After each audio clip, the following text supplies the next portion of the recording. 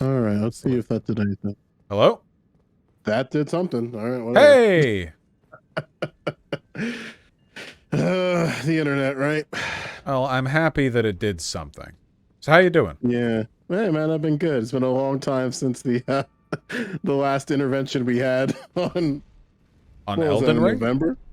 No, what was it that from your moderation debut, and Oh, then yes, I remember that. you and then you cuck your entire community by not showing that part of you again for months. That was fun. Wait, I'm just trying to make sure I remember. I have a very bad memory. Yeah, I think I remember. Okay, yes. All right. It's all coming back to me now. Yeah, Psychonaut stream. That's right. Yes, that's right. Oh God, that was such a. Whew, okay. All right. Sorry. Yeah, it's all coming back now. Okay. Yeah. All right. I've pieced it all together. Um. It feels like an eon ago, man. Like, Yeah, for sure. All right. What do you got on your mind this fine evening? yeah, man. I've been noticing a few things, um, and I haven't been able to parse it together. And I had no one else that I could think of talking to about it. So this is kind of where I reached out. Um, so something that I found kind of interesting is sort of the relentless defense of he who shall not be named when it came to his suspension on Twitch, right? Ah, And yes. yeah, and something that I found very interesting is the amount of people who went in sort of like a blind defense. And then I was thinking back to like on your end, where I think it's reasonable to say that like you came from he who shall not be named's community in some capacity, and then you obviously splintered into doing your own thing. I'm just wondering like how you kind of like what are your kind of thoughts on that generally?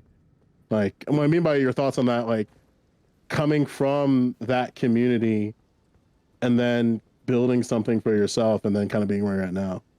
Well, I guess I suppose I'd say that in getting permanently banned from Twitch, Destiny is following in his long-standing tradition of copying me.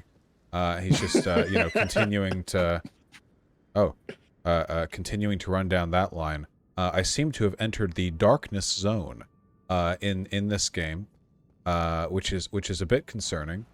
But yeah, here we are. In terms of how it feels for me, I mean, obviously Destiny will be a very relevant figure for a very long time. He's still got Mm-hmm. YouTube. He could still get unbanned from Twitch, you know? I obviously Yeah. think pretty ill of him. That's probably not going to change given the way that he's behaved, and it doesn't really change my feelings on the issue that much, I suppose. I think that over time, our attitude towards politics has diverged massively. Which makes me feel more confident that I'm not going to share in his problems, I guess. Okay, that makes sense. Did you always? This can sound like a really weird question. It might make sense in your answer. Did you feel that level of madness in that like, am I just becoming the same person that I'm trying to separate myself from?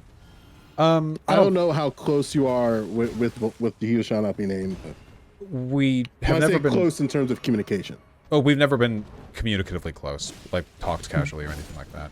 Yeah. It's not been something that's worried me too much. Um, with regards to like its reflection on me or anything like that. Um, I just think that I don't know. It's instructive in what not to do, I suppose.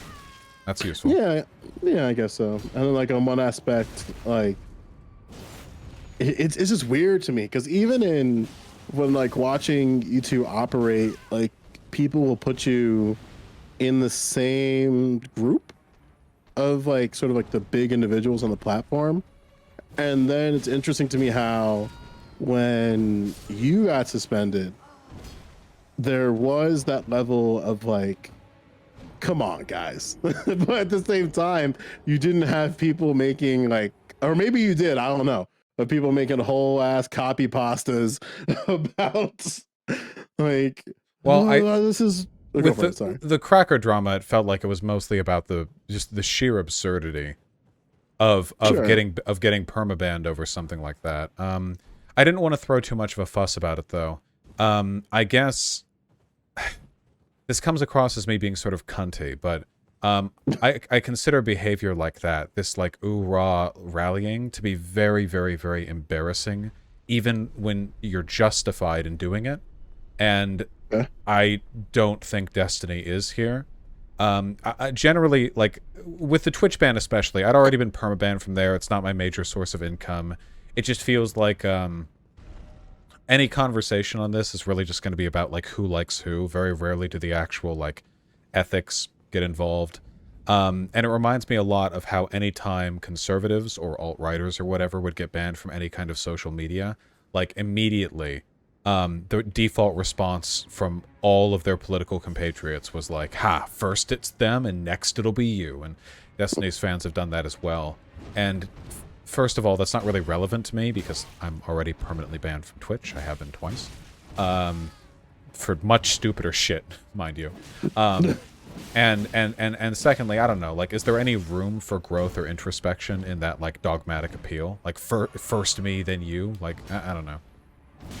Yeah, and I think something that I'm noticing is that a lot of people pave their way in sort of covering content of yours, content of Destiny's, content of Hassan.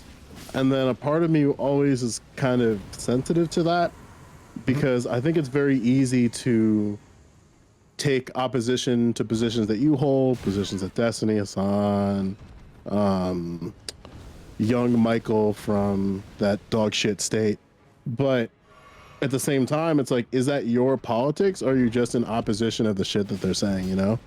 And maybe this is like the first time in a while that people will be like, okay, maybe I should like cover things of like that I care about, you know? I will admit, I think it's kind of, I think it'll be interesting to see where Twitch politics goes without myself and without Destiny. Hassan's still there, of course, but he doesn't do, like, Yeah. panels or whatever else. Yeah. In large part because, obviously, our presence there can elevate smaller creators, but to an extent, it can also lead to a kind of permanent overshadowing, where it's impossible for them to find an identity of their own because they're always just sort of an offshoot of a larger community that the viewers would rather hang on to. And I wonder, like, is there a big Twitch politics community, or is there just a big, like, Destiny, Vosh, Hassan community? How much transience is there? How much does it shift around? Maybe there's room for other big players in that field. I hope there would be. I'd like there to be. Maybe this will lead to a change in that. Yeah, and maybe it's okay to, I mean, like, you're gonna, like, I'm gonna make a bold claim here. I think, like, for you and Twitch, it's like, I feel like a suspension for you is kind of like, that sucks, but and you just kind of continue doing your thing. Where for others, I would say it's like more of like a monstrative effect on like how they would navigate on the platform. Because I do think that your suspension, Destiny's, and others kind of ask the question of like, what kind of legacy are you building with your content? Where if you only build an audience on Twitch and nowhere else, then what's going to happen if it all kind of bellies up one day? To be honest, Where, I like, think you Twitch would is have no to more. be... I think you'd have to be psychotic to just build an audience on Twitch. Twitch is good for sustained income. Twitch is good for content creation. But in terms of building that long-standing community, every single Twitch streamer should have a YouTube channel. And they should actively encourage people to go over there as well. It's just, things have to scale way, way, way farther for a YouTube channel to be like a viable platform. Because if you're a Twitch streamer, it's possible to make more than minimum wage Twitch streaming with like 30 concurrent viewers. If you get like 1 or 2 $5 donations every hour, like you can actually make minimum with that, which is awesome. But obviously on YouTube, in order for any reasonable income to be produced there, you need thousands and thousands and thousands of views. For the longest time, streaming was my income. Now streaming is a fraction of my income. So there's kind of like an economy of scale going on there. It's just difficult, you know. Yeah, and like even something on my end is that I'm you're gonna love this one. I'm navigating into a more video essay space Mhm. because I think like the stuff that I have to say is better suited for that format where people kind of like call me like pedantic, semantic, long-winded. I'm just like, all right, I'll do video essays then. I'll see you on the other side of that shithole.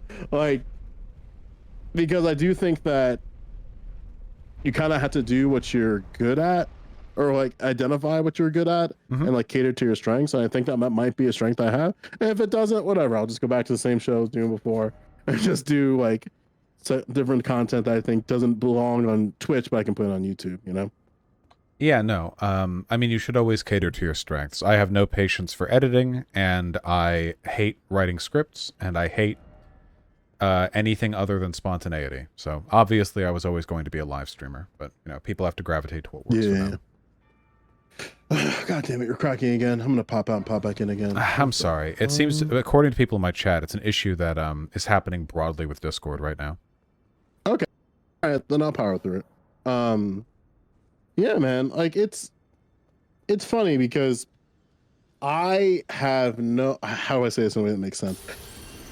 I got to your content through kind of happenstance where people like would allude about you and I just didn't know who you were when I first got into the space. And then a lot of people from like your community broadly, at least like the term community broadly, started just like ending up in like what I do. So that was kind of interesting, where like people overtly would say things to me, especially over that fucking shit from Dylan's the other day of like calling me a Vosh orbiter. And I was like, what? I'm unfamiliar with this drama. What's that? I'm unfamiliar with this drama. Oh, I said something in a context of a clip looks really bad, and I had to like clarify what I meant and stuff like that. Oh, I'll I send you. saw that. That was very funny. You called an Asian guy white or something during a Yeah, panel I bit. clarified saying white presenting, and then that wasn't sufficient for people who were upset. That was funny. That was my first like realization that like, and this is something I kind of wanted to pick your brain on, where it was the first time I felt that people cared about what I said on the internet, Yeah, and I unfortunately, navigated in a way. the What's that? lesson here is like, you know, the more heinous shit a person say, you know, like controversy engages, right? Yeah. And it was funny because like I got over 100 DMs about that. And it Damn. was from like a wide range of individuals. Of like you'd have people where they're just like, what did you mean by that? I just want to like reach out for clarity. You had people literally calling me the N-word. And you had like It's a other tactic. people who were just like, yeah, it's a tactic. um and then people baiting me into like trying to like bait conversation in a way where they're like trying to reveal something that wasn't there. It was a weird couple days. Um, So how I does that guess lead to like you being called a Vosh orbiter? I I don't know. Like I was just answering the question. Like people were asking a question and I would answer it. And sometimes my answers are kind of long because I want to like contextualize like where I'm coming from, how I said like how I got to where my thinkings of this and like a lot of people were saying something like, I know you just want to be long winded because you're one of like these Vosh fans, and it's like, oh god, here we go. Is that a Vosh fan behavior? I know I'm long-winded, but I have no that's yeah, I mostly have no because I'm idea. dumb Like and I can't find shorter ways of saying things. Not it's not really like an maybe aesthetic my audience tries to emulate. I don't know. Um yeah, yeah, I don't know, whatever. People say the wildest shit on here.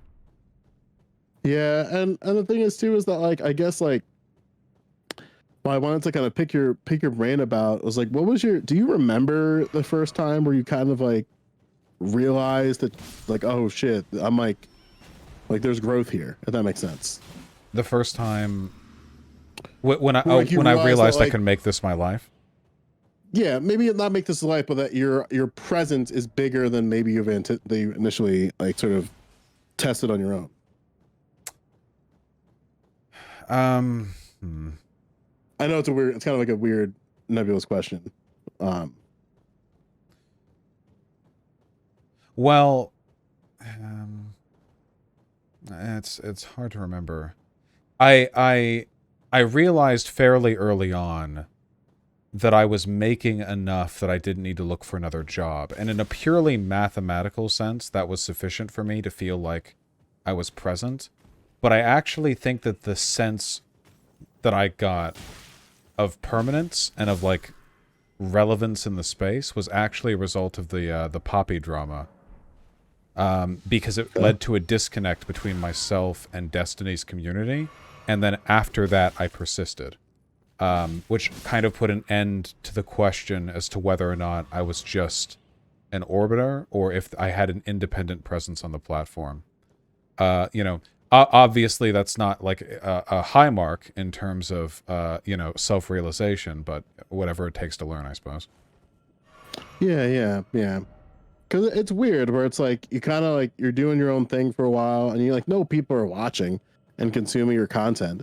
But then like you kind of get hit with something and you're like, whoa, like what? Because I don't think as like people, like human beings on this earth, we kind of what's the word? I think there's a level, there's like a growing period of that. You know, like there's a point where you might have like 50 viewers to 100, and then you transition to like having maybe 5 to 1,000, and then you're in that post. And I think there's like a different level of like, I don't want to say like your brain changes, but I can definitely see like how people kind of devolve into madness during like discourses and stuff. Your brain changes a little bit. It's a little bit difficult, I think, physiologically to reconcile with the knowledge that when you do things, millions of people hear about it and like have opinions on it. You know, I get recognized in public often enough. The idea that my reach is from the internet is to the point where I can just reliably be identified in a crowd is definitely interesting, to say the least. You know, I don't think that's something for which our brains are naturally equipped. Oh no, or even like when like when you're not like, the best way that I can describe it is like when you're trying to like work through a perspective in real time, and then maybe the initial delivery of your thought is messy, and then you see people pushing back in that initial delivery, and then you're like, wait, hang on, that's not what I mean. And then it's like, I don't know, it's an interesting thing. Oh yeah, I love that. Like, That's how like 98% of my controversies start. It's fantastic. Unfortunately, it's just a product of doing live streams. You know, people can get better about it, but usually it's by like not talking about controversial subjects. You know, people give me shit for like, I'll be honest. People give me shit for like not having a filter or whatever. The honest to God truth is I do, and I think I have a better one than most people. But if you're talking about controversial subjects and you're a confident person and you're also somebody who's comfortable using like edgy humor, not even problematic, just like edgy, but like the kind of edgy that you'd expect breadtubers to laugh at, the kind of stuff you'd see in like an H-Bomber Guy video, like edgy, but not like inherently problematic or whatever. If you do that in a live streaming format for long enough, you will accrue an inevitable series of things that you say that are, you know, somewhat problematic. And usually like how things go from there is up to how people's preconceived notions of you have developed. And I think that as a community, given how new live streaming is, it would probably be better for all of us if we were a bit more permissive of those sorts of things. I'm not saying this for my sake. My reputation is already nuclear hellfire, but, you know, broadly for the sake of people's mental health, like we're all like fast talking out here, you know?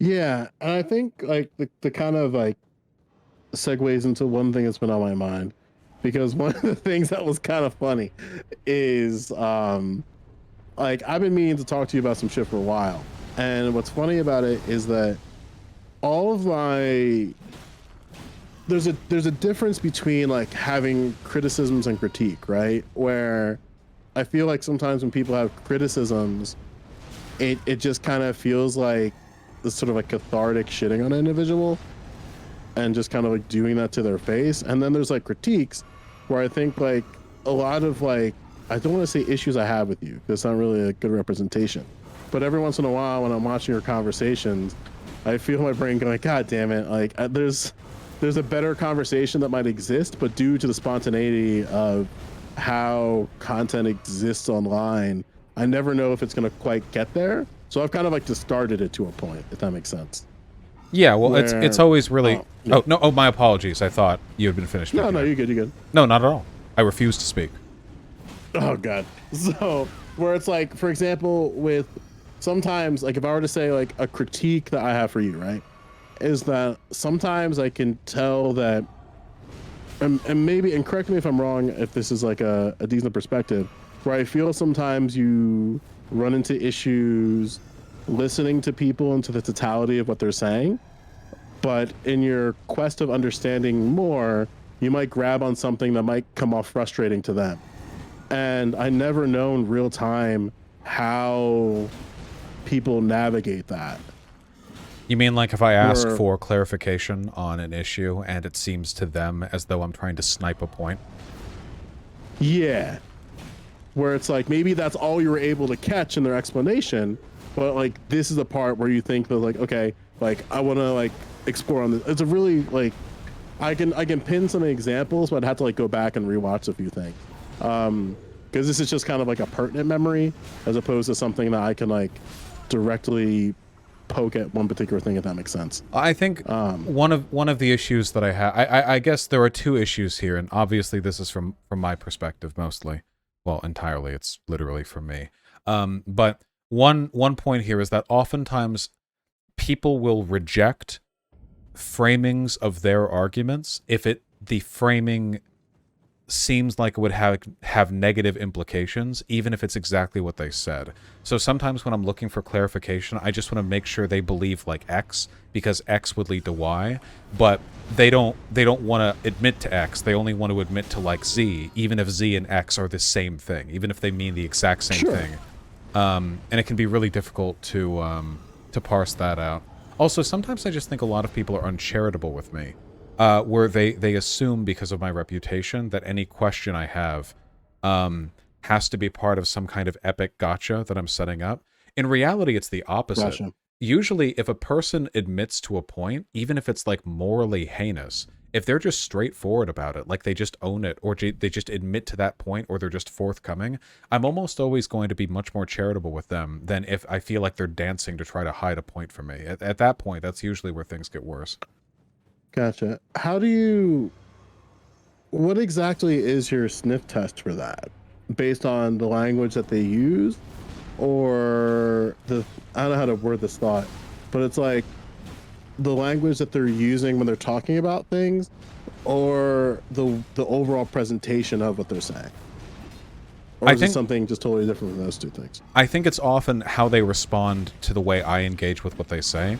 Because if you let anyone speak on their own, they're always going to be able to paint like a really, really nice like portrait of what they believe. Like anyone, like a Nazi. Like, oh, I just believe in defending the homeland. Blah blah blah, whatever. Mm-hmm. It's about how people answer difficult questions, and everyone, no matter how good their point is, everyone's ideology can be subject to difficult questions. Like you could have the most objectively correct positions in the universe, and there would still be some stuff that you would have to work through, some challenging conversation you would need to own to. And when people are, it seems, hostile to that line of inquiry, it makes me feel as though not only do they not want to answer those questions, it's because they can't, or worse, they know how it would sound and they refuse to, and that bothers me a lot. And like maybe there's something to that deeper, where maybe there's a way that we can facilitate a space or facilitate spaces in where people are able or comfortable to speak freely about how they feel. That's the thing that I'm sort of like really sensitive about, where it's like sometimes, and everybody does this to a different capacity, and where like we're having a conversation right now, but there's other people watching our conversation, and they have a totally different experience with this than you and I are having. And then sometimes that can happen is that we might be functioning on a different level conversationally than what observers are having. And then it's like, how do you how do you navigate that not only as say like a chatter, but then as somebody like still having the conversation? I don't know if that made any fucking sense. No, I understand what you But mean. There's a fundamental disconnect there that I notice often when I'm talking with people, and my community likes debates, obviously, for the aesthetic and the entertainment. Um, yeah, and so when I'm having a conversation with somebody and they're doing something my community doesn't like, they'll jump on it, they'll call them names, whatever. I don't think there's anything wrong with that. I really like what I yeah, do, and I like debating people, and I like making people feel bad if I think they're bad people. My community is part of that. But they're playing a different game than me. And so many times, including with the person who I talk to right before talking to you, I'm having a convo where people in my community are denouncing them, but I'm thinking in my head, like, I can work with this. And then by the end of the convo, people in my community are like, oh, they were all right. I don't know. I don't know if it's just them not picking up on the vibes that I do. It could just be because I've done this for long enough now to the point where I can pretty reliably tell in a conversation whether or not it's going to go well based on their tone. sure. And maybe my community can. That's fine, of course. They're not here for every nanosecond of every stream like I am, but it's a different experience, and it means that sometimes I think, especially for a lot of online content creators who have smaller communities, they're pulled by their community because they feel like they can't afford to lose any viewers. They have to like go with the flow. They can't take stands against things as well because there are more meaningful consequences. And you get this weird situation where sometimes it feels like the chat is leading the streamer is leading the chat, and that I think is a distinction that I try to look out for, or at least I worry about it. Yeah, like yeah. Well, I mean, like I kind of struggle with that too. Because listen, man, you've been fucking up my stream schedule, dog. I'm gonna be real with you. Like, there's always what I mean by that is that there's a list of people that I've been meaning to have conversations with that has nothing to do with the conversations that you have with them. Mm-hmm. But then, like, I feel the sort of struggle of two worlds at the same time, where I'll give you an example, right? Like I've been meaning to reach out to Chaos's Mel to have a conversation about adoption Oh my. and what it means for her to be transracially adopted for over a year now. And every time I'm like, is this the window? Is this the window? There's just, and then Twitter happens. And it's like, God damn it. Where? She's going to be pretty difficult to book, I think. Though I hope Yeah, I hope you yeah. do. I'm not saying, ooh, if I say I'll watch it, that's kind of like a deterrent for her. I won't watch it on stream. I'd watch it off stream, I think. I have a less than stellar opinion of her, and I guess I'd be interested in seeing I if mean, I yeah. could watch her have a regular like human conversation without being a freak about it. But yeah, I don't know. Yeah, and I guess to give you a little bit of context, I guess if you would say if I came from a particular community, I came from A4 Andres, where he kind of got me into talking about the things I care about on the internet. Andre. Wait, was he one I of the think guys who talked to Destiny back during the N-word arc, or am I thinking of a different Andre? no, Was it Andre? um, That was so many years there ago. that It was another feels. Andre. Oh, okay. So There- okay, just making sure. yeah, yeah. So Andre now plays Pokemon mainly and does like pack openings and stuff. But he ran the A4 arena. I don't know if you know what that is, but I think he would do like I heard of that. I yeah, don't know. he did like walk-ons like every Wednesday.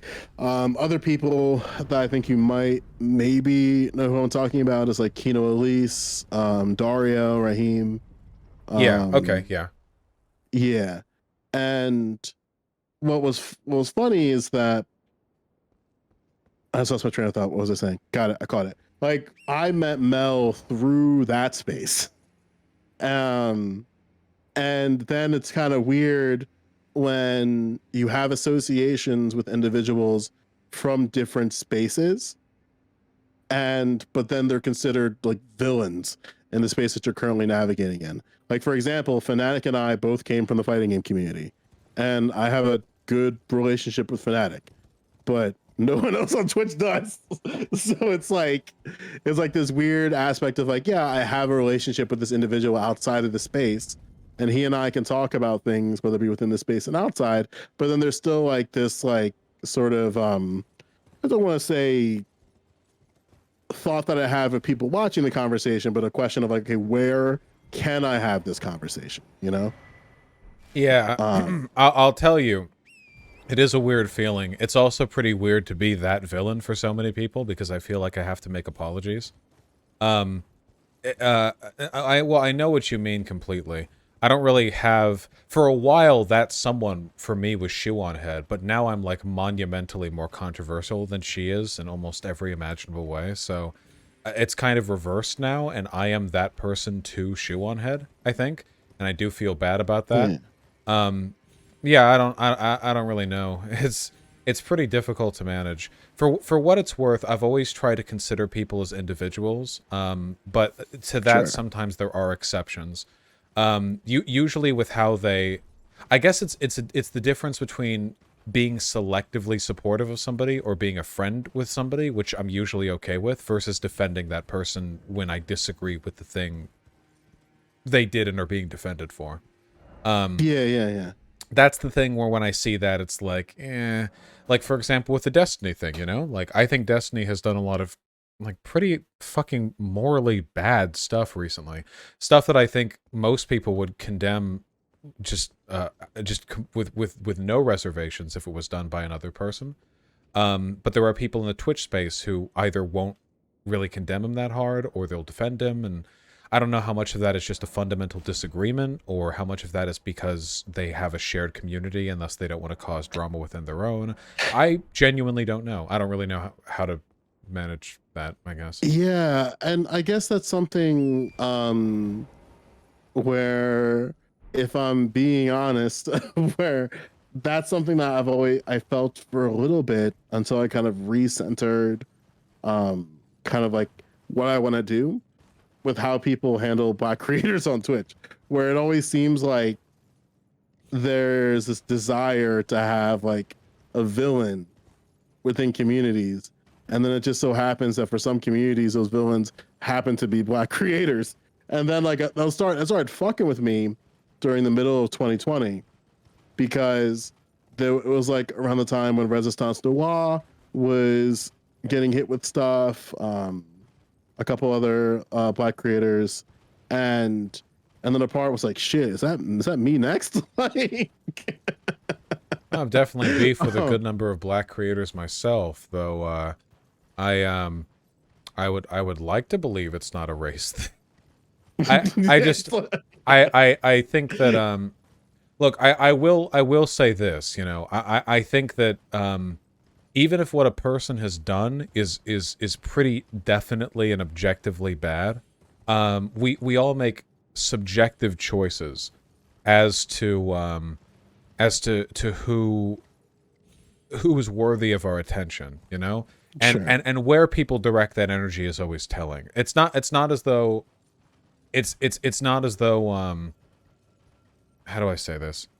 It's not as though every human can like objectively proportion all their hate to everyone in accordance with how morally heinous they are. Like that's not really Mhm. realistic, but we should all make an effort to be somewhat proportional. And there's no denying that there are some people in some communities that are extremely disproportional with how they handle drama like that. I mean, Sure. conservatives take this home, right? Like conservatives will claim to stand for like good things, but then they'll only go after people on the left when they do those things. Like Blair White will Yeah. talk about grooming or whatever or sexual assault, but only when trans women do it, and only when the trans women are like unattractive. So it's like, you Mm. know, stuff like that, selective villainy and all that. Yeah, and like, and even because I got some heat, and this might be like a different, like a, I guess like a side thing to what you're saying is that I got a lot of weird heat when I was talking about like sort of the concern that I have when people cover other members of marginalized groups on the internet. In that, I'm always wary of like, okay, when is it criticism versus when it's critique? And something that a lot of people like at my level, when I'm saying my level, I mean people averaging from like 50 to 100 viewers at a time, where the only time I see them covering black people on their channels is when they're kind of just like shitting on Candace Owens, shitting on Larry Elder, shitting on what's his name? Oh my god, I just forgot his name. Um, Ben Jesse Shapiro, who's Peterson. spiritually black. Oh, He's something. um, spiritually something. Yeah. Officer, yeah, Officer Tatum also Oh, comes to Officer mind. Tatum. Oh, I fucking hate that guy. Yeah, God, he's so fucking spineless. He's so dumb. yeah, he's a fun character in this arc. And then the question I had, and the thing that I'm always like curious about is like how they navigate an interaction with their chat in real time. Because sometimes I think that there are people in communities where they'll just kind of go a little too far in how hard they go on the individual. And that's something that like God, it sounds so weird to say my community, but that's something that even like my community had to stomp out pretty early, where it's like, yeah, we're gonna cover like X individual. They're gonna say some crazy shit, but let's not like try like it's not like get to like slur territory, you know? Yeah, can I hit Um, you with a giant truth bomb coming from the inside? sure. This is a principle that we studied in sociology class. I don't know what name refers to it exactly, but I think it's an explanation for this to an extent, and it's something that I've noticed in myself as well at times, though I try not to let it dictate it. When you're Mhm. when you're covering conservatives, let's say a person is perfectly progressive and they're white, like I mean, this person is not racist, there's no like bias. I mean, well, there always is, of course, but you know what I mean. Like Right. that's just right. It's Yeah. it's minimal. Um I definitely think at times there's this weird impulse that it's easier or more fun to target a black conservative or a trans conservative or hell, a female conservative because the logical consequence of their political ideology leads to their own subjugation, and it's something that you, a privileged person, get to hold over them. I know, for example, Mm. that in my convo with Jesse Lee Peterson, I made jokes about how his systems would have me like voting and him not. And, like under those circumstances, and he's, a very wacky guy. You can say a lot of wacky stuff with him. You can hold it over his head. Like, you want me, a white man, voting and not you? Doesn't that feel weird? Blah, blah, blah. And now, in his case, his brain is soup, right? Like, obviously. But in the case of Blair White, who is obviously really insecure about her identity and her womanhood, it's pretty easy to imagine debating her and going, oh, okay, so you think that trans women are only women after they've undergone biological changes through like hormone therapy and surgery. Well, you haven't gotten bottom surgery, so according to your ideology, you're not a woman. And then you can like he, him, her, all you want. Haha, it's your Yeah. it's your system, it's your system, blah blah blah. Like obviously this isn't really like a coherent argument against their ideology. I just think that it's kind of an extension of the desire to uh uh I don't know, emotionally sublimate the person you're talking to. Is that the right word? Mhm. With like laying them Maybe. low? Yeah. And obviously like that's bad, right? Because you're exploiting their even if they're doing pick me shit, you're exploiting their marginalized status to form, sort of arguments against them. Anyway, I'm Yeah. rambling, but I'm just saying I think that's an element of it. Yeah, and something to that as well, because like we use this, like you've used this, I've used this, where it's like one of the frustrations that I have with Jesse Lee Peterson, JLP, Mhm. where the extrapolation of his ideology includes him not existing. So it's like, how do you reveal that to an individual who I would argue is pretty far gone?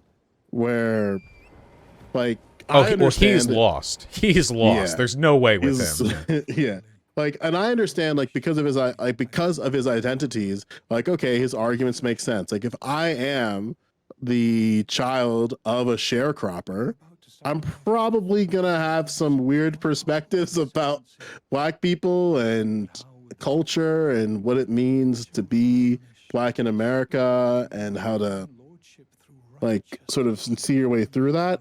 But at the same time, people might use that as a means to kind of just like, I don't know how to word this thought, like they know that to be true and then they just go harder on the paint. It's like, no, like we can, and again, like I'm not saying people can't play basketball because I mean I've done it too. It feels good, man. I can't play But- basketball. Wait, what do you mean? I I'm just very bad at it. Oh, oh, no, I'm saying metaphorically, just like go hard on somebody, just because you can. Oh, Still, right. like, Well, yeah, I mean, at the end of the day, I don't think it's very effective either. Like, take the right. Blair White example, right? Like, obviously, I consider Blair White a woman, horrible as she is, you know. Hmm. The temptation is to reveal to her the self-defeating nature of her ideology by pointing out Correct. that you can use her standards to invalidate her gender identity, to say that actually she's a man. The problem with this is that, honest to God, I think she already kind of thinks that.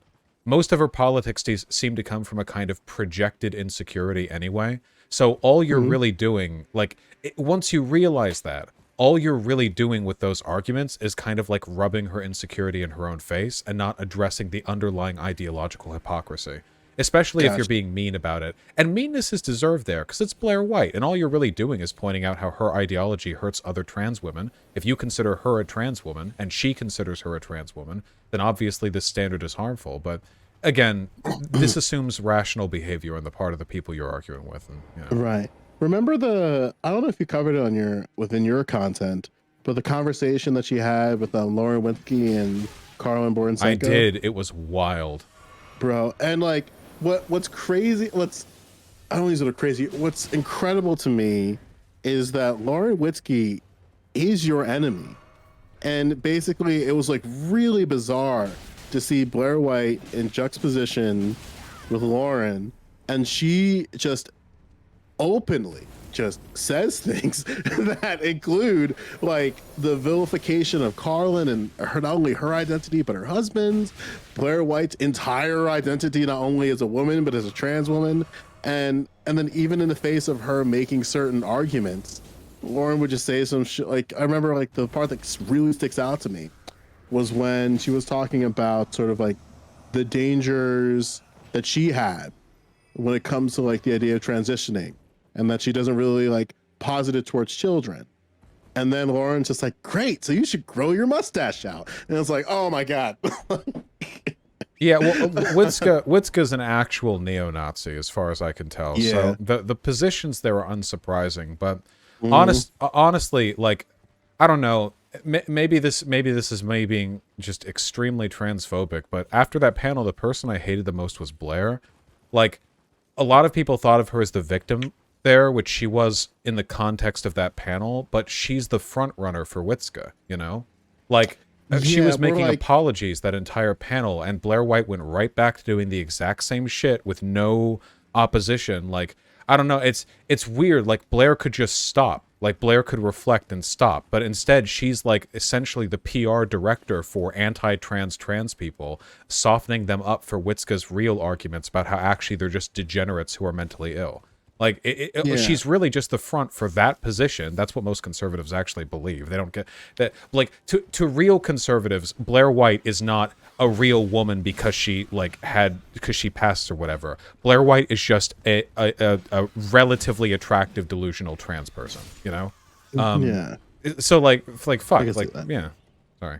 And then like the coupling that together, like the part that frustrated me the most about it is like you I don't know, maybe it's my bias where it's like I couldn't be able to sit through that type of thing, somebody just saying that type of shit to me, and then just like kind of like taking a softer edge on it, where it's like I don't care like if it's a conservative-esque panel, like if somebody is telling me to grow my mustache, like, no, fuck you, like what do you say? Well, I'd But be at the okay same if I time, heard that. true, me too, like, but at the same time, it was weird where like Lauren would say something, nobody would address it, and it just either would be Blair apologizing or they just move on.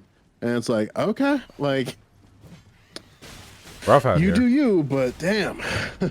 Rough out here. It's Yeah. yeah. I don't know. These are just yeah. Oh my Yeah, I god. mentioned what's up? Sorry, the fucking Oh, birds losing your to a elder bird. ringing? Yeah.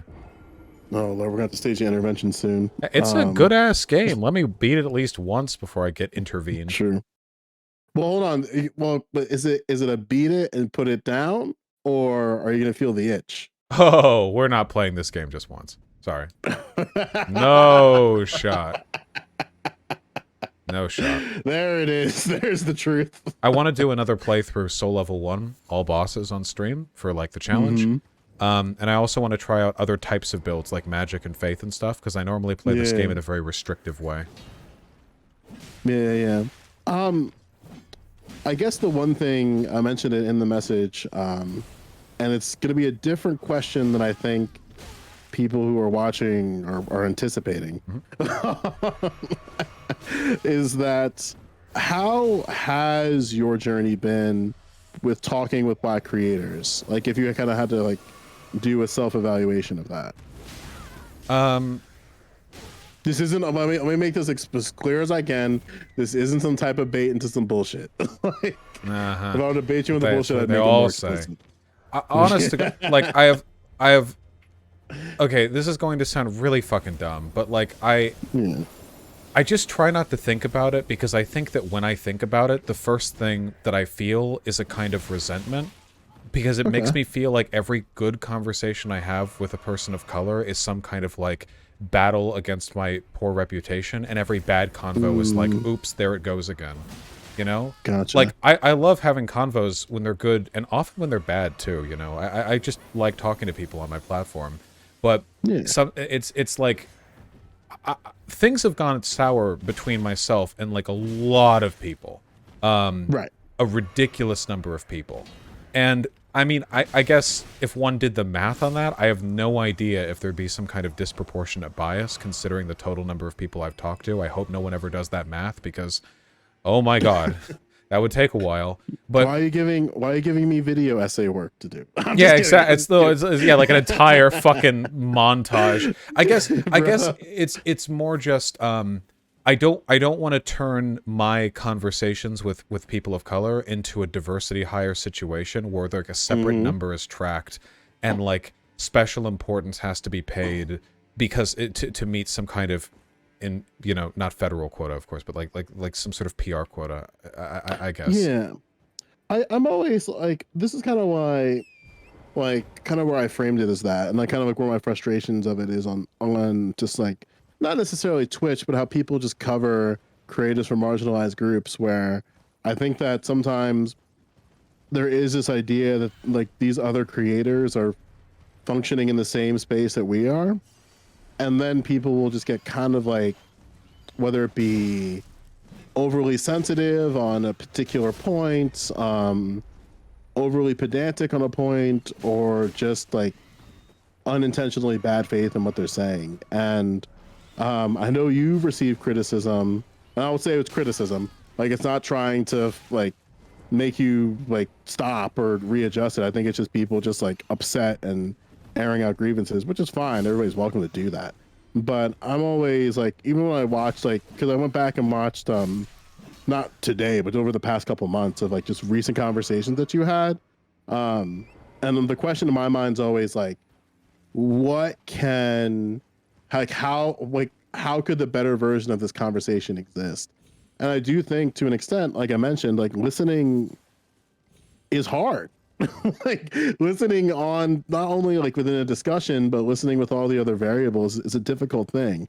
I think sometimes people forget that, and it's not, I don't know what the like the prescriptive, like what we could do better, like listen better, it seems kind of nebulous. But it is always something worth keeping in mind to have the best version of that conversation. It's just yeah, I could do the like back and forth where it's like, well, I don't think people are trying with me thing, but I don't think that's really fair. You try the best you can no matter what, right? Like, I think it's just sometimes it seems like listening itself is the thing that's being valued, and the listening, because no one can actually know whether I'm listening, of course, you know. Like, you don't actually know what's going into my brain and being processed. What for them, listening is actually like the degree to which you agree with what you're hearing or what they're saying. And I see. that's not saying what you're saying is incorrect. Obviously, listening is a good part of conversations, but I'm just reminded, like in that Contra video, listen to marginalized voices. And obviously, I agree with that statement. You should. Life experience, plus, you know, they don't get as much of a voice as someone like me might. Yeah, it's good to. I agree with that. It's just, oftentimes what is actually, being said is agree with marginalized voices, to which the only reasonable answer is which one. Because some marginalized people are crazy because they're people. People are crazy. It's just gonna happen. Yeah, and I think something that, like, for example, something that I do with my content is when I cover because I go down some it goes down some radioactive rabbit holes, and something that I try to do is present conflicting arguments to whatever the individual I'm covering. So I will platform, like, for example, if I'm talking about, most recently I've been down this path of just like shitting on Kevin Samuels, which is very fun. Fill me in. Who? Kevin Samuels. Uh-huh. He's a member of the how do I word this group of individuals? Like, a group of individuals that want to unironically remove white patriarchy and replace it with black patriarchy. Oh, fun. So their arguments talk about, like, what he talks about is this idea of like the the value of men versus the value of women, and that women have to be the number two, they can never be the number one, and a bunch of different things. Just standard conservative shit, but like framed as the way of preserving the black family. I've heard these types of arguments. Or even like with Umar Johnson, where he is very much, he's a real cool guy. Where like he'll argue, I'm speaking generally for people who are like watching who have no idea what the fuck I'm talking about. Where like Umar Johnson will, same idea, like replacing white patriarchy with black patriarchy. He's very big about black women dating exclusively black men, even though statistically that doesn't work out, like all types of shit. But what I try to do is juxtapose their arguments with arguments of other black creators. And I think so that way, like, people are seeing like, okay, this perspective of Dr. Umar Johnson or Kevin Samuels exists, but this isn't the totality of black male thought on this issue. And like sort of like positioning it like that. Granted, I don't know how like other creators would want to do something like that, but like that's how like I do things, and I think it's kind of fun. An agreeable way of handling it. I wonder if there's a way to positively weaponize and redirect white chauvinism on issues like this. Like there's no. Maybe. We'll follow through. Obviously, that's a contentious opener, but qualifications. I'm ready. Because obviously, as you and I know, there's nothing that white people love more online than thinking they've learned how black people are wrong about something and then explaining haughtily how that is the case. Same with men, women, cis, trans, any privileged group, right? And I have to wonder, because oftentimes, because this happens a lot with like gigantic air quotes black culture. Like this is a big thing with it, where if you take a look at what black culture is, I have no fucking clue what it is, by the way. It seems to be a lot of things, but obviously you're gonna find some stuff in there that seems like kind of bad. There are elements of like black misogyny or whatever. Yeah, obviously any big cultural group, like there's gonna be shit like that. So I think like maybe like what a lot of chauvinistic white people do is they'll look at like black culture in its totality and they'll go, rap, violence, gangs, and they say bitches when they mean women. If only those black people couldn't be more equal, like whites or some shit like that, Yeah. And there's just some kind of chauvinistic tendency to front like cultural supremacy, and I wonder if there's a way to take that energy, not the arguments, but the energy, and direct it towards this like you think like black culture's bad? Dude, black culture is great. Look at this psycho, like Dr. Umar or whatever. Like this guy's way out there. Like, he's like constantly, picking fights or getting into arguments. This guy's like been denounced 87 times. Like, look at that. Like, they don't like this, but look at this guy, he's fucking crazy or whatever. Like, I don't know if I'm framing this properly. I feel like often negative social characteristics can be redirected as long as they're being done by people with good faith. A good example, sorry, last thing I'll say, a good example of the opposite of this is that a lot of like people of color like hate white people. Let's be real, they do. Not much social harm, but they do. And I feel like there's been a concerted effort, a positive one, to take a lot of the resentment and turn it into sociological criticism Yes. Now, not enough effort has been made in getting rid of the initial dislike to begin with and just having the sociological criticism. But hey, I'd rather sociologically informed people than not under any circumstances. And I think I don't know. I just wonder if there's a way to do that. You know, like just to try to Yeah. frame things better. You know. I think to one aspect, and I kind of want to get to the, because something I hear a lot, Sorry, I was like, rambling there. Yeah, is I'm no, tired. It's late. you're fine. You're totally fine. I can see where you're coming from. Where there is white resentment, not only in black spaces, but spaces with persons of color, indigenous folks, like it exists. And the question that I always have is, how do we alleviate the circumstances so that for people who share this sentiment? And something that I think to the United States, they don't do a good job. Let's put it that way. They're not batting 1,000 for the and then the question, and then like, because a lot of the sentiment that Black Americans, persons of color, indigenous folks have with America is valid critique and valid criticism. And then what tends to seem that, or it appears to be the happening, is that when the rubber hits the road, of like, okay, how do we alleviate these circumstances that lead to these outcomes of black people hating white people? Then that's when people feel like, I don't know if we should do that.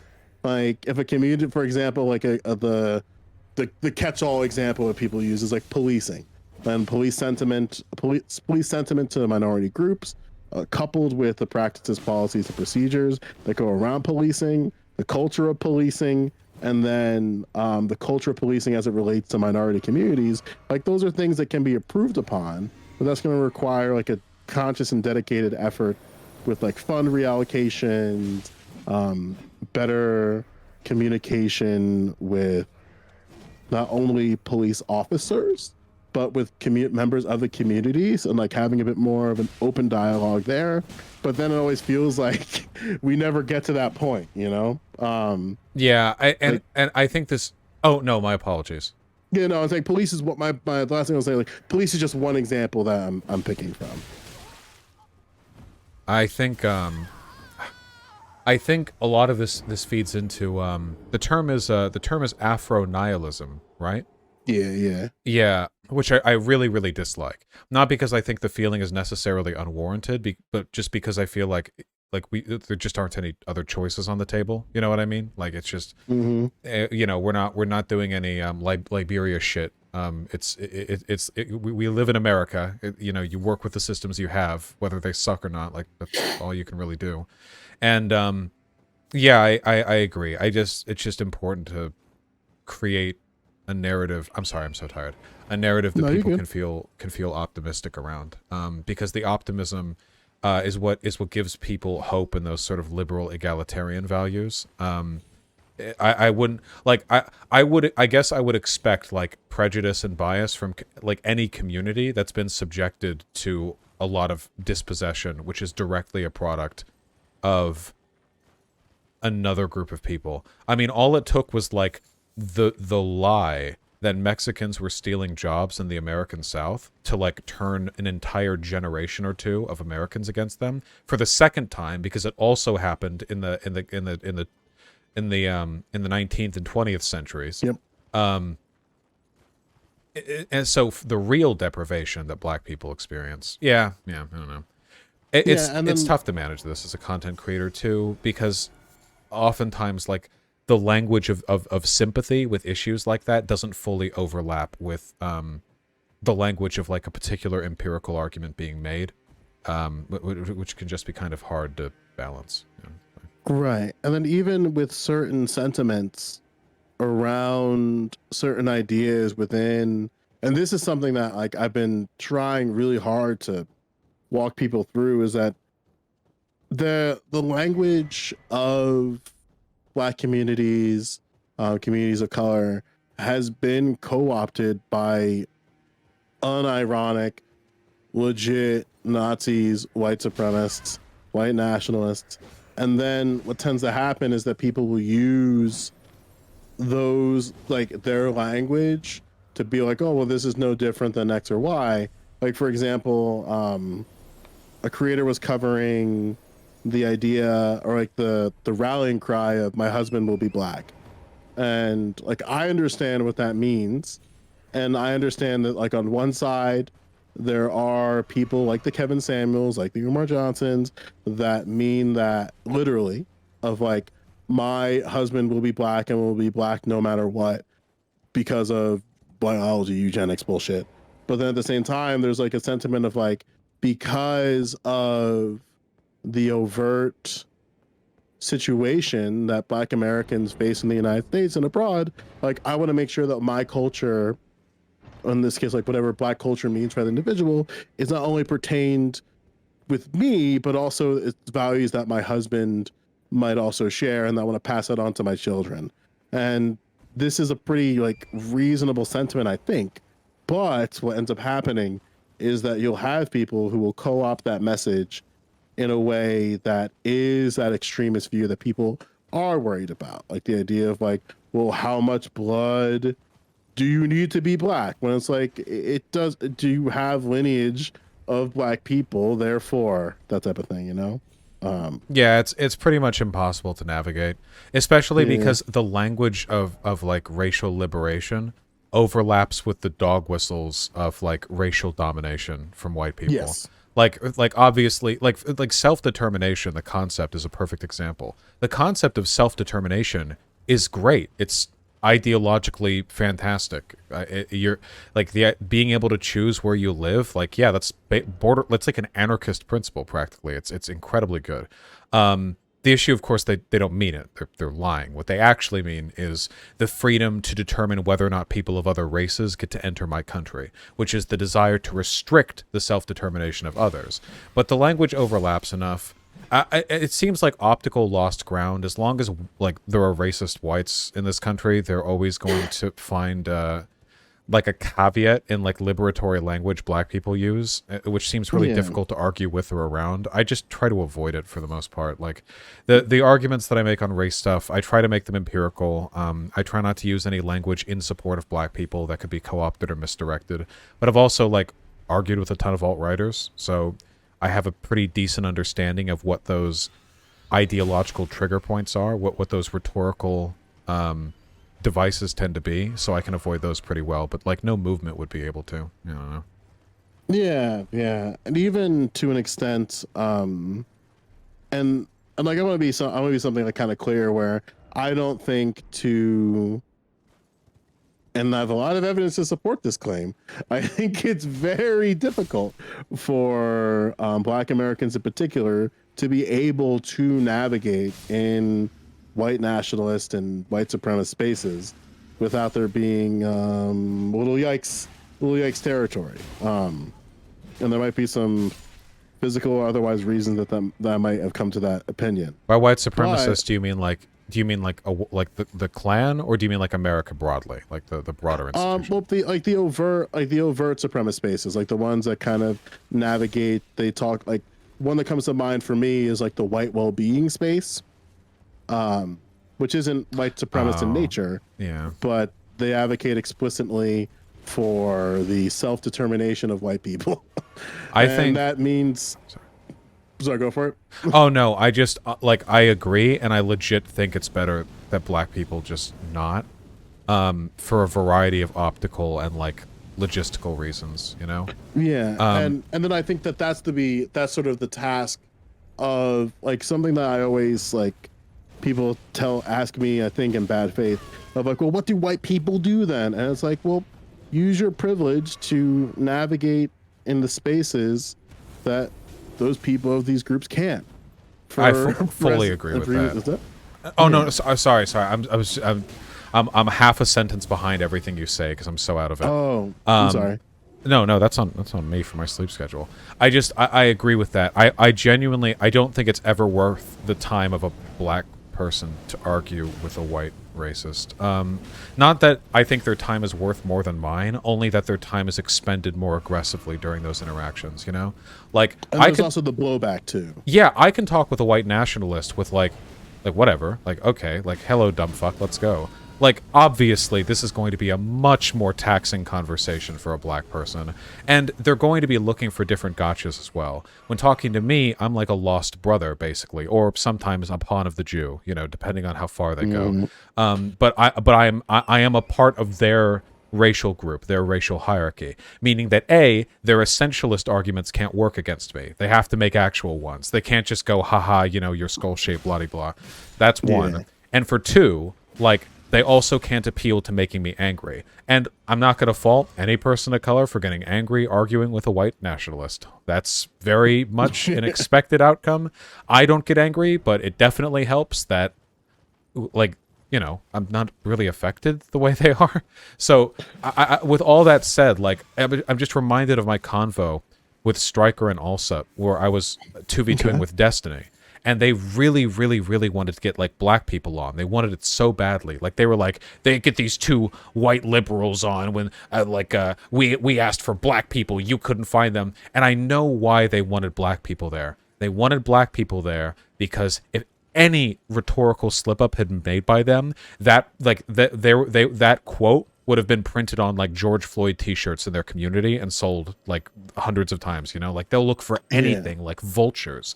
It doesn't matter how good their arguments are, and it really doesn't too, because if you look in the chat of like a Nazi, like on DLive or whatever, when they're looking at like a black person or a Jewish person talking, they're not listening to a fucking word that's being said. They're literally just talking about their lips and nose shape. Like literally, that's it. It's utterly beneath the time of any black person, except for JLP. I am fully okay with him arguing with white nationalists because I find it funny. Every single other black person is just not worth the time. Yeah. Like, I mean, I ran into a very precarious position where I fell to the new streamer bait, where somebody wanted to talk to me about CRT. And I'm like, sure, let's have a chat.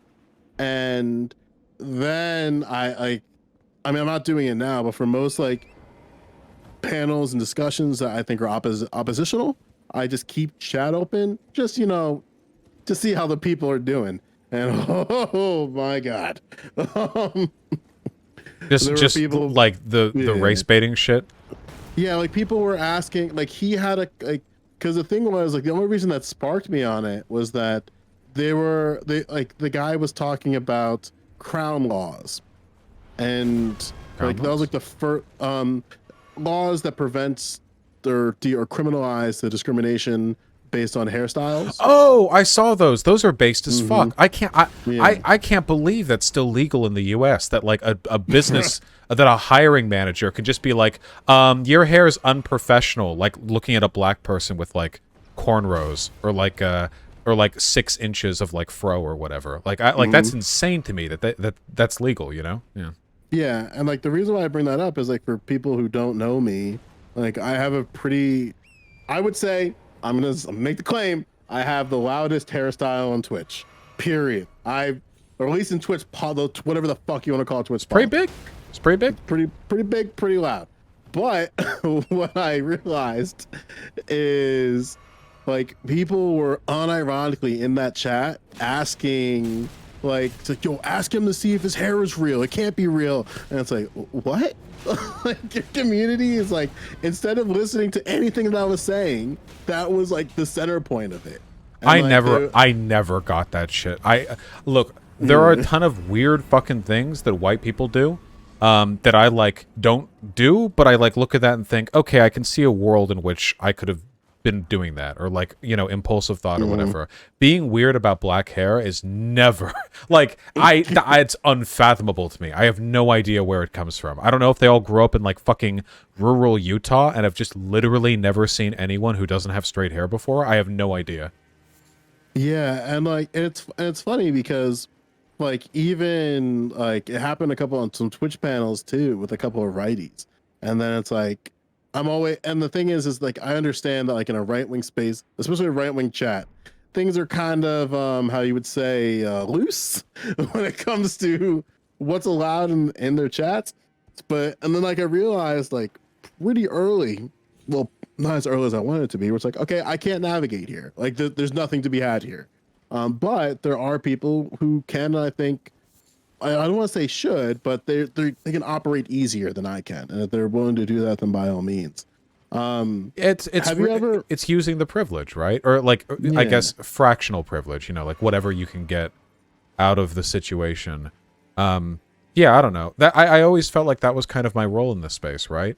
Like, I don't really want to be arguing with lefties. I'll defend myself always when attacked. So that yeah, puts me up against lefties. But I would much rather, like, I don't know. I guess there are a lot of people in the online left who don't seem to see the value of someone like me arguing with people in the right, because I like the majority of the people on the left are completely incapable of maintaining any kind of posture or decorum when faced with overt bigotry. That's not necessarily like a moral failing on their part.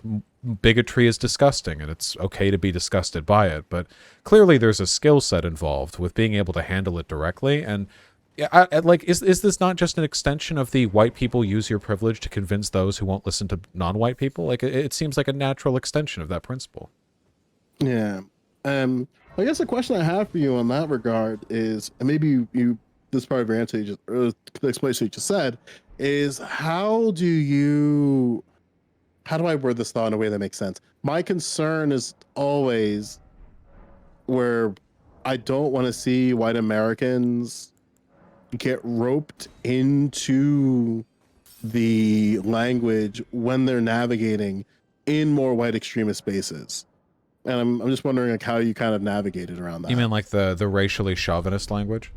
Yeah, like racial chauvinism, eugenics adjacency.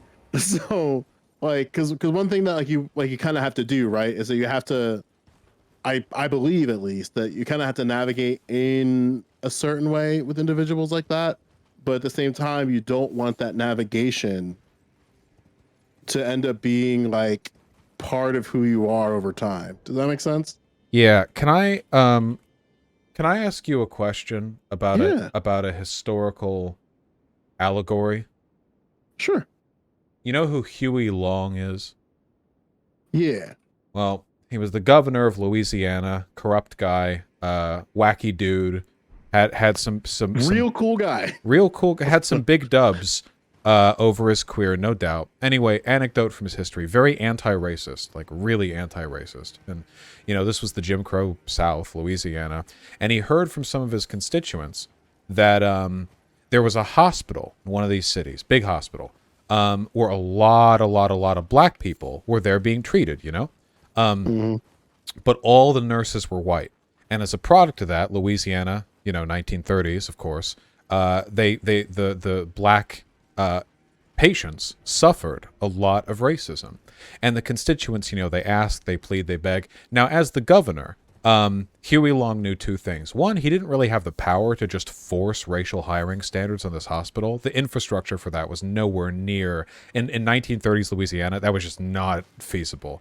And two, Yeah, no. even if he tried, he would be faced with massive pushback.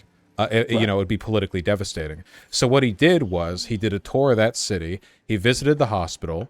He looked all up and over the place, and he yelled out in the lobby of the place, you got these good old white girls working on these N-words? You having these N-words tending on white? You really getting these white girls doing all that? And shamed the administration of the hospital into hiring black nurses so as not to denigrate the white nurses by forcing them to care for black people. And he solved the problem. And the black constituents thanked him for it. And the white liberal supporters that he had in Louisiana attacked him because, of course, he went on a public racist tirade. I don't know whether what he did there was like the best possible outcome, but I want to know from you, how do you feel about that very cavalier attitude that he had towards fighting for black liberation and against racism? And like Huey Long just kind of generally as a governor, I guess you would say. With that anecdote being the specific focus, but like Gotcha. broadly, sure, to whatever extent you're aware.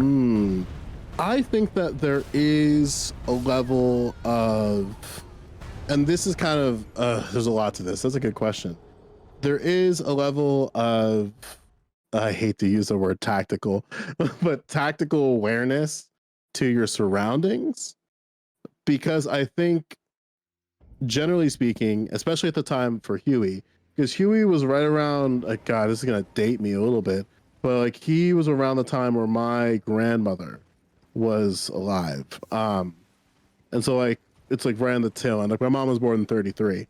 But with that being said, I think that there is a level of like tactical awareness that you need to have, especially at that point in American history. And unfortunately, that language can, or like the language and argumentation can be dangerous. Um, at that time, did it work? It's a mixed bag. Louisiana still has problems, but I understand like why he would go about it the way he did, especially in the case of I forget the name of the hospital in particular, but I understand it. At the same time, if we push it to a 2022 landscape, I personally believe that people adopt that language in like more extreme spaces as a means of passing within that extreme space. And something that I think that you might be better at doing than others is that there might be an awareness of like, okay, I'm in, like, what's my purpose for being in this space and doing the thing that I'm doing? Because sometimes I think like when people when I'm saying passing, I'm meaning that like you could navigate in the space, talk to individuals in that space, and they wouldn't sort of like tick you as somebody who like would be in support of more left leaning policies that promote like integration and other things like Of that. course, yeah. The Huey Long's goal there was to get the desired outcome without letting his conservative constituents in on the fact that he was virulently anti-racist. Correct. It was a kind of passing, and I don't know how much that logic pans out with online content creation, because obviously, like, you're not really passing, right? Like everyone can see your content, like your YouTube or whatever. Like, people know your positions unless they're incredibly thick and they don't ever like look it up or check. When I think of not specifically what he did, I guess, but the broader logic of what he did, I think of it a little bit, kind of the way that a little bit of like performative edginess can be really useful in disarming people who would otherwise not be willing to listen to you. Now, obviously, I'm very biased by my perspective here because I just like saying the word retard, and I think I'm long past pretending that my use of it is some sort of like strategy. But we'll get you on the reform side. One day. At least I'm being honest about it now. But even with the, you know, the honesty or not aside, I still think one could reasonably say that even if saying it itself isn't helpful very much, it's more the comfort with the word, the comfort with the dialect, the engagement, you know, the conversational mannerisms of some types of people. Being able to work within those spaces, I think, can give you credence where you might not otherwise have. I remember when I was talking with a fairly conservative person with a fairly conservative audience recently, but it was a civil conversation. I was trying to frame my arguments for better civic planning and better like city building in a way that would be more agreeable to them. Like, instead of me like bitching about more tax dollars needing to go to road upkeep or whatever, it was more about like and I think people need to form a deeper connection to their community, and we need to return to the social spaces that we used to have, like public commons and townhouses and stuff like that. And like, they're imagining like white picket fences, I think, in like 1950s, you know, like church bells and shit like that. I'm not, but I'm not lying either, you know. This is just an agreeable framing. You get my point. Yeah, like we're like for instance, right? I believe that more connected community, like, how do I say it? Like, I believe in community control. Like, it's very like TLDR, and what that looks like is just community control of economic frameworks that produce goods and services. So that's like housing, like community control of housing, community control of schools, community control of healthcare, community control businesses, and that's a much more extreme like a much more like left-leaning type of like goal. I'm not probably not going to see that the full like encapsulation of that when I'm alive, but I'm going to at least try to do that. And It's a something nice that dream. yeah, like something that I try to argue on it is with schools, like because I think schools are the best example of community control in action.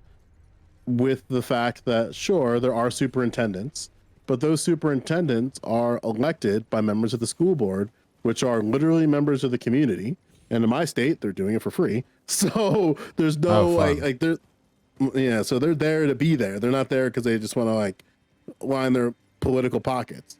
So like something that I try to like tell people is like, hey, like if you want to get involved, like the first step is your schools, because that's like the like level one for me at least. Because like if I believe that unfortunately this institution is designed to create workers, then we gotta at least try to make sure we're making good workers to some extent.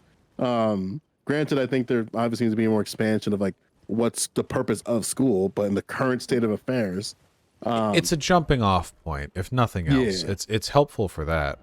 And I think yeah, like I'll say like I like strong families, you know, but like mm-hmm, I'm okay with like polyamorous families. So the different people think different things. I just think right, there are a lot of things you can do and say to like affect the ability for you to reach different groups of people. And I agree with the harm potentially of adopting their language in their spaces, because there can be a sort of corrosive influence on anyone, even principled leftists, if they're constantly hanging out with alt-righters, chatting with alt-righters, joking around with alt-righters, even if they're not saying anything racist in doing so. Like it's always potential. There's always a potential for it. I guess the closest example that I could think to like a defensible element of this is when talking with anyone in like the misogynist, red pill, incel, MGTOW, anything like that, like any of those communities, you know, yeah, you know how saying like women are fucking crazy sometimes is A, problematic, B, objectively correct, C, very often said, and D, also a ubiquitously held position by essentially everyone who actually has sincere hatred for women. mm, Like it fits all those markers. I feel like if you're talking with like a really misogynistic guy and he has all these anecdotes, all these stories about how bad women are, like how monstrously immoral they can be, and hypergamy and all that blah blah blah blah blah. You know, I feel like being able to dismissively downplay it with a saying that ubiquitous does a lot to normalize and also depreciate the significance of their statements. Like they have all this okay, I see. horrible stuff to say, you know, you reduce it to a simple mantra. It's a little bit. I think it's a little bit like saying like life isn't fair to a person to diminish the weight of what they're saying, or maybe like, you know, a person does some like really like bad shit with like one friend over another. You can be like, well, yeah, bros with bros before hoes. What can I say? Like if you've been shitty to a girlfriend, Mm, it's like a way of minimizing, but I think you're doing it aggressively at the person with the bad position rather than defensively to defend yourself against the person with a good position. So it's just something that I've thought about before, because you can, and then it's like, if that's how they describe their feelings towards women, like, women can be crazy sometimes, I'll take that over whatever crazy, like, incel forum language they're using any day, especially since at least that'll let them have convos with real people who might have, like, normal stories instead of only having convos with people who know all the crazy incel acronyms, which won't let them yeah, have real or convos. even like, because I do feel like you do have to reach people where they're at, right? Where sometimes you'll just get hit with some crazy shit. Where like something that I like to kind of like tie it into like what I do for teaching. Sometimes like I get critiqued from time to time about certain language that I use in front of my students, because I have a really like and my mantra is not necessarily fucked up, but I just tell them sometimes where it's like, listen, I don't want to be here either. So what can we do to make this process as limitedly torturous as possible? And if that involves you guys practicing more before rehearsal, that can work. I would love to get out of here at a decent hour. And that works in one of two ways. You'll get people where it's like, okay, yeah, like this person's a human being too, and like their time is just as important as mine. So let me like try to make it less like more bearable for everyone involved. And then on the other hand, I have some parents sometimes saying like, "What did you mean when you said you didn't want to be here?" And I just gotta say, I said what I said. And obviously there's like elaboration after that, but it's like sometimes like that can be an icebreaker of like, oh, like this is what you mean type of thing. And that works for some people, doesn't work for everybody, but it's kind of like you gotta read the room when it's like appropriate. No, I agree completely. I'm very sorry. I'm having trouble actually following the convo now. I think I just need to end stream and go to sleep. Yeah, I'm sorry. yeah, no, yeah, let's tap. Let's tap. I appreciate you coming on. Actually, it's been a good convo. Seriously, thank you. Yeah, man, and like just as kind of like a side thing, I am. I'm gonna tell you first. I am trying to have a. Oh, here we go. A. I guess the best way I can describe it is an all-white everything panel. Oh shit, I love whites. Particularly talking about the identity of white Americans in the United States and how that kind of manifests itself.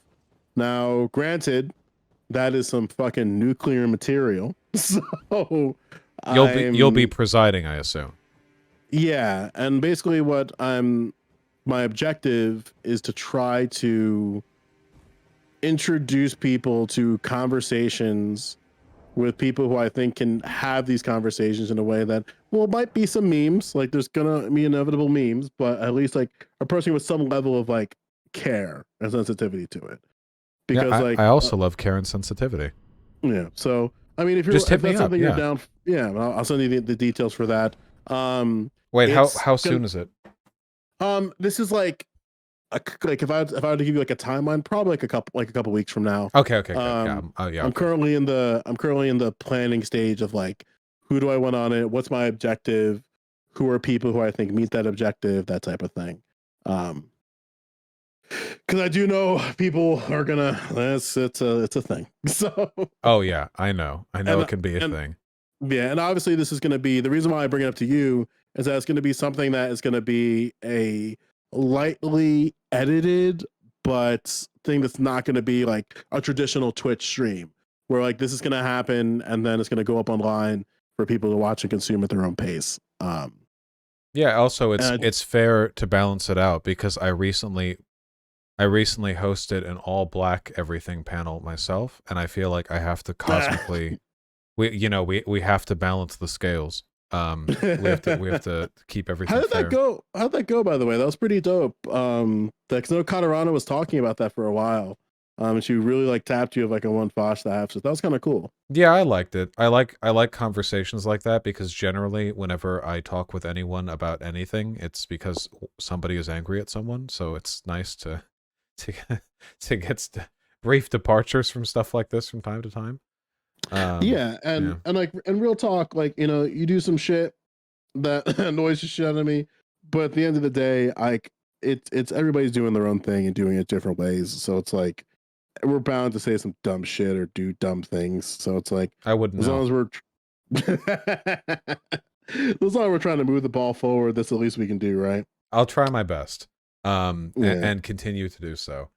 I really do appreciate you coming on, and I hope you contact me about that panel. Yeah, for sure, man. For sure, man. All right, I'll let you go. Take care. You just I can feel the sleep. Take care, man. Yeah. Don't play Elden Ring. Take a full sleep. No, okay? I closed the game. I did on stream. Stream can confirm. I know how that crack rock works, though. You turn it off, you go to bed, and then you hear. You can't enter the tower, can you? Oh wait, have you played Elden Ring? I watch enough from other okay, yeah, creators. I was thinking like, all right, I still don't know how to get those fucking towers. Yeah, okay. Be well, friend. All right, man. Take care.